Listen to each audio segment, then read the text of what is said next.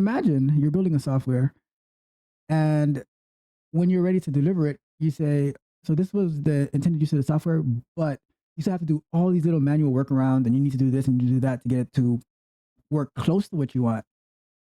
And I'm sure we've seen that plenty of times, especially in the IT industry, where they try to revolutionize a whole system and introduce something new and large and complex, and then it just nothing ever works right. Some years ago, with the Affordable Care Act, when they launched the website and it was crashing for I don't even know how many days, but you have to wonder how many like what type of testing was done on there? Was there like adequate security testing? Was there adequate load testing? Was the software given a deadline that was rushed and there wasn't proper testing in place? Was there any automation testing? What was the method used for testing?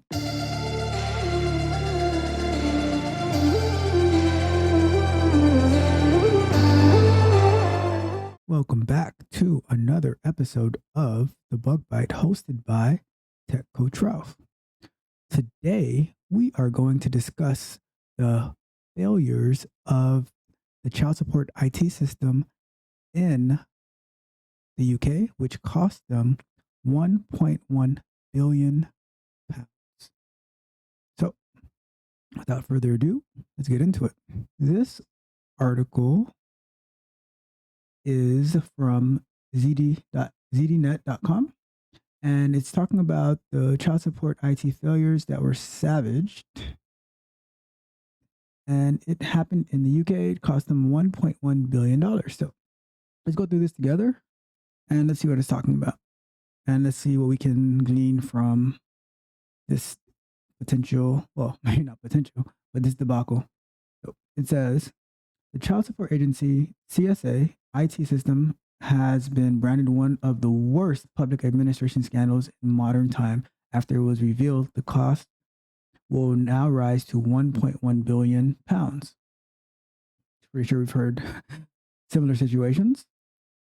A national audit NAO report this week has found that the CSA spends 70 pence for every pound it collects and has a backlog of 300,000 cases, with each case taking an average of 9 months to process instead of the 6-week target.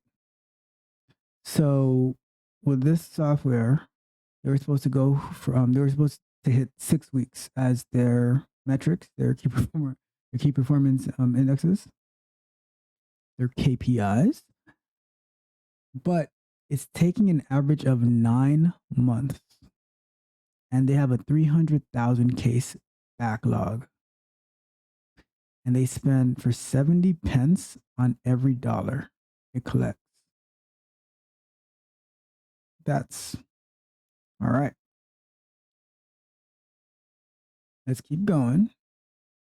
At the heart of the problem is the CS2 IT system developed by EDS, which has cost 539 million pounds to roll out to date. That is expected to rise to 768 million pounds by 2010, plus a 321 million pounds rescue plan announced recently, which takes the total cost to 1.1 billion. Talk about going over budget. I wonder what the budget was. It doesn't say. So EDS has received 152 million pounds in payment for the IT system to date, and that is expected to rise to a total of 381 million pounds, which is 46 million pounds less than the original contract value when the deal was signed in 2000. This story is back in 2000. And interestingly enough, so it's like a 10-year project, right? From 2000, started, the deal was signed in 2000. In 2010, it expected to rise to 768 million pounds. And not to mention the 321 million pounds that's part of the rescue plan. All right, so let's keep going. An estimated 36,000 new cases have become stuck in the system due to IT failures and are currently unable to progress without manual intervention by the CSA staff.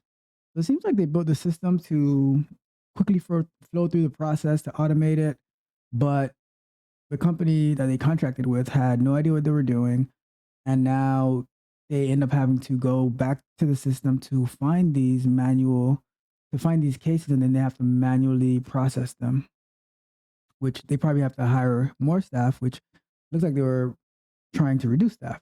So around 19,000 of these are now being processed clerically outside CS2, where the customer has made an official complaint to the CSA, and the NAO said this number is likely to increase until new software is released that enables the stuck cases to progress through the system.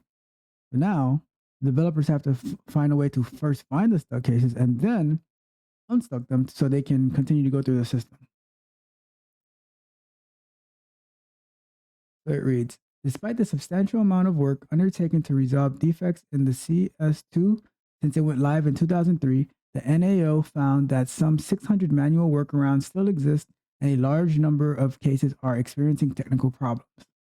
So it took them so from the date they signed the contract to the date that it was released, it's about 3 years, right? More or less. But they found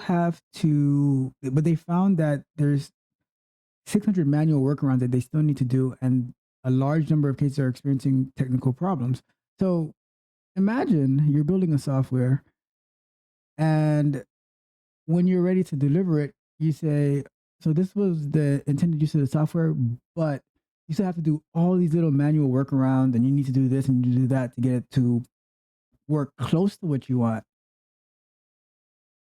I don't like, I'm surprised that this software was even accepted. But let's see.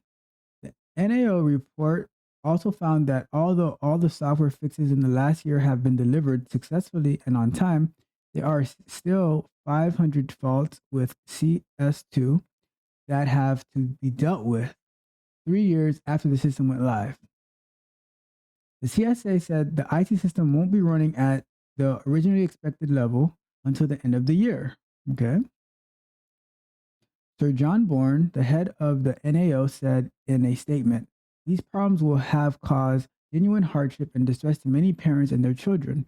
From design to delivery and operation, the program to reform the agency has been beset with problems which the Department for Work and Pensions, the agency, and its IT supplier, EDS, have struggled to deal with. Edward Lay, chairman of the Public Accounts Committee, branded the fiasco one of the worst public administration scandals in modern time and said the facts beggar belief.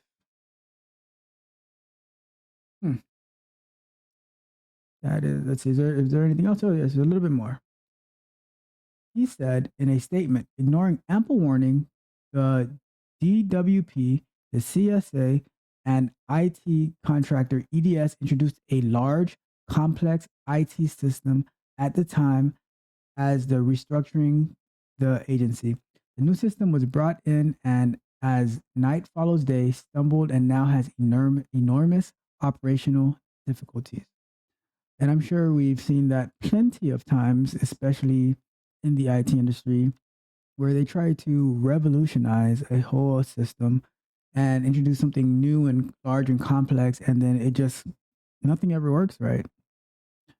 I wonder the development process that EDS used to implement this software. Let me scroll up to the top. Let's see. Did they ever give us what EDS was? I don't see I don't see what EDS stands for, so maybe that's just the name of the company. I don't know what it stands for. But yeah, they tried to do something really big and really large, and it just caused headache all over. I wonder now. So this article was written in 2006, and they were anticipating. So 4 years prior, they were anticipating that this was how much the cost to run the system would be, and then they also needed a rescue plan as well. That was another 321 million pounds. So looks like it was a total disaster. Like like they said, a fiasco. Where I wonder, and I also wonder how did the payment go? Like, what payment went to EDS? What I'm curious to know, how was the 1.1 billion pounds spent? Like what goes into the 539 million, what goes into the 321 million, all of that, like the breakdown of the whole breakdown of all this money being wasted. Who paid for it? Was it the people who were expecting child support? The parents? The taxpayers? Because the government signed this deal and now they have total IT failures. And now who's responsible to bear the cost? Hmm.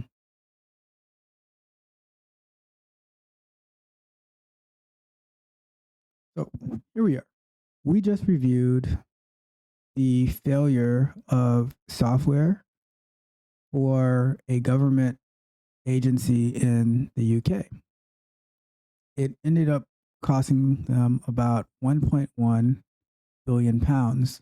And when we have these type of major software issues, especially when they are at the government level, where do you think that the cost gets passed down to? It gets passed to the taxpayers, because that's who ultimately bears the cost of everything that the government does. So when they make bad decisions and they use and the contractors that they use end up failing, it ends up falling back on us. If we think about in the U.S. some years ago, with the Affordable Care Act, when they launched the website and it was crashing for I don't even know how many days, but you have to wonder how many like what type of testing was done on there? Was there like adequate security testing? Was there adequate load testing? Was the software given a deadline that was rushed and there wasn't proper testing in place?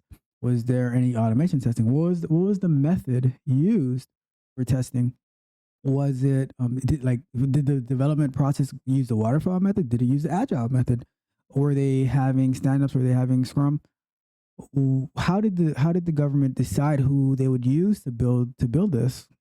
You know, and this takes effect for any company, but I think it hurts a little bit even more when it's the public sector that is using our tax dollars to do it, and they have all these failures, and the cost ultimately gets brought back on us. So that like those are the questions that go through my mind when I hear that we have these super expensive failures of the development process. Where does all this stuff come from? So that's something to totally consider, and you know take that into your daily lives. Whatever type of work that you do, is be ready to push back. And if someone is trying to push something that you don't believe is ready, make sure to raise the red flag. Give accurate dates of when we believe things should be ready, and also state the risks of it. Because at the end of the day, the company that you're working for, they have to face the brunt of any mistakes that occur, and especially where they're super expensive, and life impacting bugs, and so keep that in mind. And I will see you again for another episode of the Bug Bite.